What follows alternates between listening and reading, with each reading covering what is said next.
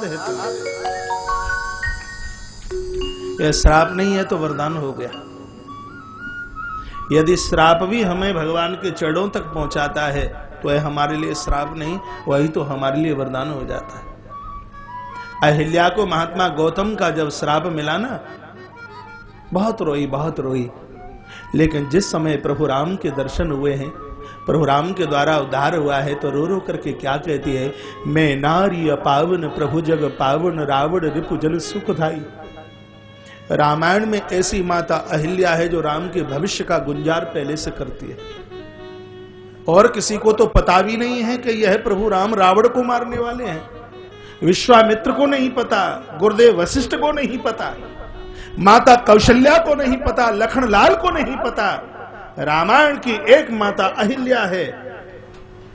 अभी धनुष नहीं टूटा, उससे पहले ही बोल दिया, मैं नारी अपावन प्रभु जग पावन रावण रिपुजन। अरे तुम तो दुष्ट रावण को मारने वाले हो। मुन श्राप जो दीना अति भल कीना। महात्मा जी ने तो मुझे श्राप दिया था, लेकिन वह श्राप नहीं, वह तो आज मेरे लिए वरदान हो गया। यदि वह श्राप मुझे नहीं मिलता होता तो हे प्रभु परमात्मा, आपका मुझे कभी भी दर्शन नहीं होता।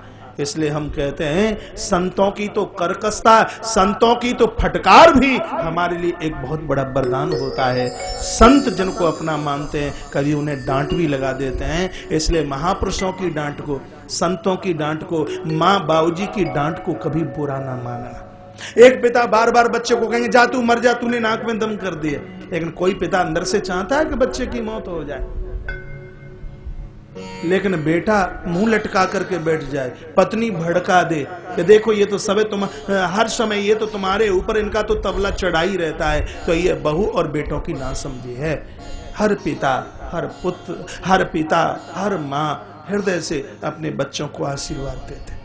कभी मेरी बात ये बहुत महानुभाव लोग सुन रहे हैं, कभी ये भूल करके कहना भी मत कि मम्मी पापा हमें कम चाहते हैं, बड़े भैया को या छोटे भैया को ज्यादा चाहते हैं, कभी भी मत बोलना है।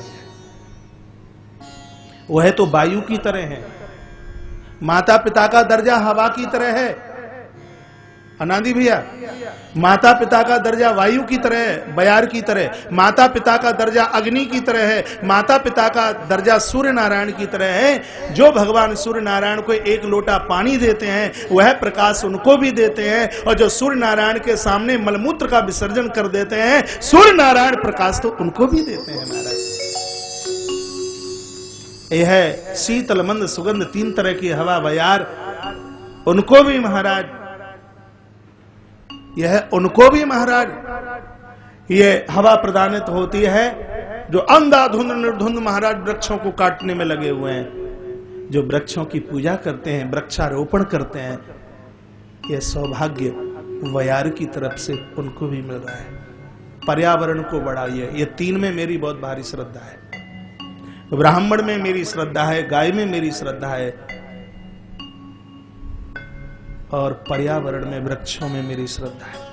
एक वृक्ष काटना 10 बेटों की। ऐसे ब्राह्मणों में श्रद्धा है। आप ये कहें कि लालपरी का बोतल खोलने वाला, ढक्कन खोलने वाला, और तुम कहो कि उनके चरण धो करके मैं पी जाऊं, तो वह मुश्किल है। जो अपने 6 कर्मों से बिल्कुल बंधे हुए हैं, पर्यावरण को ताकत मिली। घर में 10 लोग हैं, जब जब चौमासा आवे, जुलाई अगस्त का महीना, 10 लोग हैं, तो कम से कम उस घर में से 20 वृक्ष तो हर साल लगने चाहिए। आपने अपना इतना सुंदर भवन बनाया है, देखा है उसमें लकड़ी कितनी लगी है? सोचा है कभी आपने?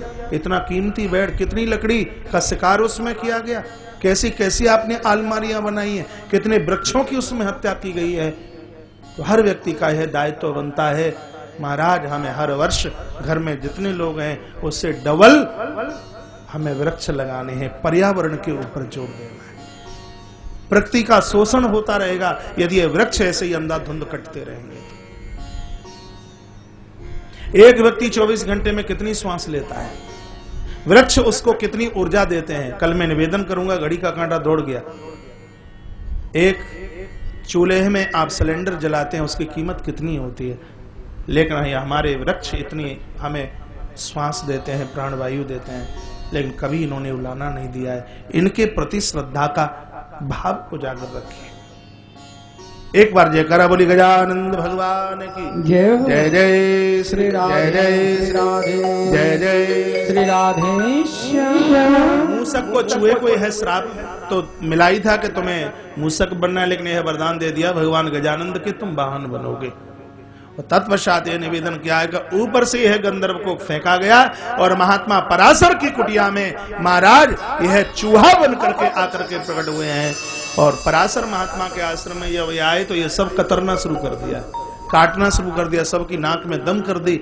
लोग भगवान गणपति के पास में आए और भगवान गणपति ने कहा कि इसका दमन मैं करूंगा। भगवान गणपति ने इसको नाथना शुरू किया है और यह चूहा चरणों में गिर पड़ा और कहा क्या चाहते हो? कहा आप हमें हमेशा के लिए स्वीकार कर लीजिए। आप लिख ही रहे हैं तो यह लिखिए, चूहा हमारी और आपकी बुद्धि का नाम है। चूहा क्या है? ये चूहा बुद्धि है। जैसे चूहा कतर कतर करता है, कितना भी कीमती गलीचा है, कितनी भी कीमती आपकी साड़ी है, 10,000 की क्यों नहीं हो, लेकिन मौका चूहे को मिल गया तो वह नहीं सोचता कि 10,000 की दीदी खरीद के लाई है, मुझे नहीं काटना चाहिए। वह तो उसमें अपना दांत लगा ही देगा। जैसे चूहा काटने का काम करता है, कतरने का काम करता है, उसी प्रकार से बुद्धि भी तो काटने का काम करती है। ये बुद्धि भी कतरने का काम करती है, सबको काटने में लगी है। चाहे जिसकी बुराई से करवा लीजिए, चाहे गुरु हो, चाहे भगवान हो, माता हो, पिता हो, देवरानी हो, जेठानी हो, कोई भी हो, महाराज ये बुद्धि किसी को बख्शती नहीं है, किसी को छोड़ती नहीं है। भगवान यह कहना चाहते हैं, यह चूहा यानी यह बुद्धि बिल्कुल चूहे की तरह है, यह काटना चाहती है। जिस प्रकार भगवान गणपति ने चूहे की सवारी की है, आप भी अपनी बुद्धि को लेकर परमात्मा के चरणों से जोड़िए। जो बुद्धि कतरने का काम कर रही है, महाराज वही बुद्धि सुई बन करके जोड़ने का काम करना शुरू कर देगी। एक बार इस बुद्धि को भगवान के चरणों में तो जोड़िए। भगवान के चरणों में जोड़ने का मतलब यह है कि बुद्धि रूपी चूहे के ऊपर अपने इष्ट को पधराइए, इष्ट को बिठाइए। यह बुद्धि दुनिया के काम में लगी है, इसके ऊपर प्रभु को विराजित कीजिए, इसके ऊपर भगवान को बिठाइए। चूहे में एक मैंने बहुत बड़ी विशेषता देखी है। जिस समय चूहा भागता है बड़ी जोर से 20 फीट चलेगा, लेकिन 20 फीट दौड़ करके इधर देखेगा, इधर देखेगा। आपने कभी चूहे को दौड़ते देखा? चूहे को भागते देखा है? मैंने देखा चूहे को भागते, बड़ी जोर से भागता है। जितनी जोर से चाल चूहे की है और उतनी जोर से चाल और किसी की तो है ही नहीं। आप चूहे को भागते हुए देखिए, चूहा भागेगा, 20 फीट चलेगा और फिर थोड़ी देर के लिए रुकेगा, थोड़ा सा इधर देखेगा, थोड़ा सा इधर देखेगा और फिर भागेगा, 20 फीट फिर चलेगा, फिर इधर देखेगा, फिर इधर देखेगा, फिर भागेगा, 20 फीट फिर चलेगा, फिर इधर देखेगा, फिर इधर देखेगा। इसका मतलब क्या है? चूहा भाग रहा है, इसका मतलब है आपका उत्थान हो रहा है, इसका मतलब है आपकी तरक्की हो रही है। आप भाग रहे हैं, आपको ऊंचाई मिल रही है, लेकिन ऊंचाई मिलते मिलते इधर भी देखिए, इधर भी देखिए, इधर उधर देखने का मतलब यह है आपका तो उत्थान हो रहा है, लेकिन बूढ़ी माँ को भी देखिए, बूढ़े पिता को भी देखिए, एक भाई गरीबी के साथ जूझ रहा है उसको भी देखिए, दीनों को भी देखिए, दुखियारों को भी देखिए। भगवान का ये वाहन चूहा हमें और आपको यही इशारा करता है, धन्य है वह बुद्धि जिसका उत्थान हो रहा हो, जिसकी तरक्की हो रही हो, ऊंचाइयां मिल रही हो, आकाश को आप छूने के लिए जा रहे हो। लेकिन इस बात को आप नहीं भूलते, हमें गरीबों को भी देखना है, हमें दीनों को भी देखना है, हमें माँ बाबू जी को भी देखना है, हमें अपनों को भी देखना है, जिनका कोई नहीं है हमें उनको भी देखना है। यही तो मेरे भगवान गजानंद का वाहन है। सिर्फ मैं चूहा ही कह करके चला जाऊं तो श्रीमद गणेश महापुराण की कथा के साथ अन्याय हो जाएगा। गणेश जी के ऊपर तो जितना कुछ बोला जाए उतना कम है। आज का यह दिन मेरे लिए बहुत बढ़िया है, बहुत अच्छा है, क्योंकि मेरा वह सपना संकल्प साकार होने के लिए जा रहा है, जहां इस धरती पर ज्यादा समय पूर्व नहीं, कुछ समय पूर्व ही यह संकल्प लिया गया कि गौ माता का यह संवर्धन, यह कार्य तो होना ही चाहिए।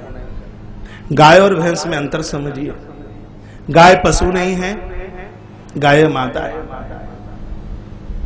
इसका संवर्धन और इसका उत्थान, इसके लिए आप सब लोगों को बिल्कुल खप जाना है। 7 महीने में इस व्यासपीठ से मैं बोल रहा हूं, रात को सोते सोते भी मुझे तपोवन गौशाला